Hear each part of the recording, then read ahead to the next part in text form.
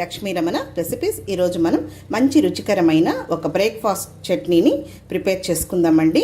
ఇడ్లీ, దోశ, పూరి, చపాతీలోకి, పొంగల్లోకి చాలా టేస్టీగా ఉంటుందండి. ఎప్పుడు తినే కొబ్బరి చట్నీ, పల్లీ చట్నీ కాకుండా ఈ విధంగా కారా చట్నీ అండి చాలా టేస్టీగా ఉంటుంది.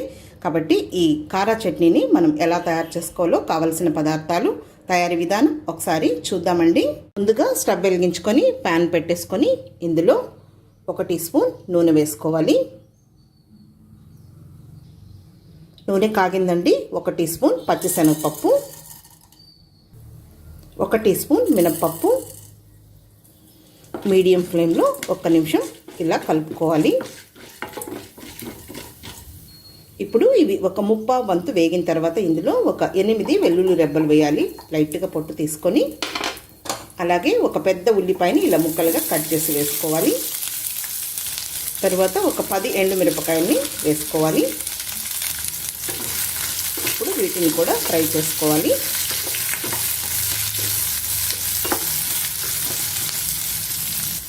చూడండి, ఇప్పుడు ఈ ఉల్లిపాయ ముక్కలు కొంచెం ఇలా వేగాయి, కొద్దిగా మెత్తబడ్డాయి. అలాగే ఎండుమిరపకాయలు కూడా వేగాయి. ఇప్పుడు ఇందులో ఒక 2 మీడియం సైజ్ టమాటోలు ముక్కలుగా కట్ చేసి వేయాలి. ఇప్పుడు ఈ టమాటోలు కూడా కొద్దిగా మెత్తబడే వరకు ఫ్రై చేసుకోవాలి. ఒక 2 నిమిషాలు.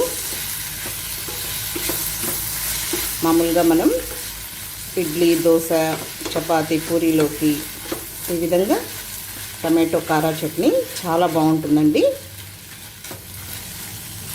చాలండి, టమాటోలు ఈ మాత్రం వేగితే సరిపోతుంది. ఇప్పుడు మనం స్టవ్ ఆఫ్ చేసేసుకొని దీన్ని చల్లారనివ్వాలి.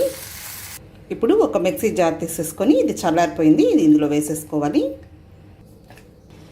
ఇప్పుడు ఇందులో కొద్దిగా చింతపండుని ఒక 5 నిమిషాల ముందు పెట్టుకోవాలి. అది ఇందులో వేయాలి.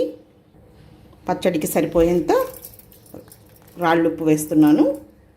ఇప్పుడు ఇందులో కొద్దిగా నీళ్లు కూడా వేసుకోవాలి. నేను ఫ్రై చేశాను కదా ప్యాన్లో, అందులో వేస్తున్నాను. ఇప్పుడు దీన్ని గ్రైండ్ చేసేసుకోవాలి. ఇక్కడ చూసారు కదా అండి, చూడండి ఈ విధంగా వేసేసుకోవాలి. ఈ పచ్చడి అంతా ఇలా బౌల్లోకి తీసుకొని కొంచెం వాటర్ని మిక్స్ చేసుకొని ఈ విధంగా మిక్స్ చేసి పెట్టుకోవాలి. ఇప్పుడు పోపు వేయాలి. స్టవ్ వెలిగించుకొని ప్యాన్ పెట్టుకొని 1 టీ స్పూన్ ఆయిల్ వేసుకోవాలి. ఒక పావు టీ స్పూన్ ఆవాలు, పావు టీ స్పూన్ మినపప్పు, పావు టీ స్పూన్ జీలకర్ర, 2 ఎండుమిరపకాయలు తుంచి వేయాలి. కొద్దిగా కరివేపాకు. స్టవ్ ఆఫ్ చేసేసుకోవాలి. పోపుని ఇందులో మిక్స్ చేయాలి. అంతా కలుపుకోవాలి. అంతే అండి, చూసారు కదా మనం కారా చట్నీని ఎలా ప్రిపేర్ చేసుకున్నామో. కాబట్టి తప్పకుండా ట్రై చేయండి. ఎప్పుడు తినే పల్లి కొబ్బరి చట్నీ కాకుండా ఈ విధంగా 2 దోశలు తినేవాళ్ళు 4 దోశలు తింటారు. అంత టేస్టీగా ఉంటుంది. కాబట్టి తప్పకుండా ట్రై చేయండి. ఈ వీడియో మీకు నచ్చినట్లయితే నా యూట్యూబ్ ఛానల్ లక్ష్మీ రమణ రెసిపీస్ని కొత్తగా చూస్తున్న వారైతే నా ఛానల్ని తప్పకుండా సబ్స్క్రైబ్ చేసుకోండి. నచ్చితే లైక్ చేయండి, షేర్ చేయండి. ఒక మంచి వంటతో మళ్ళీ కలుద్దామండి. నమస్తే అండి.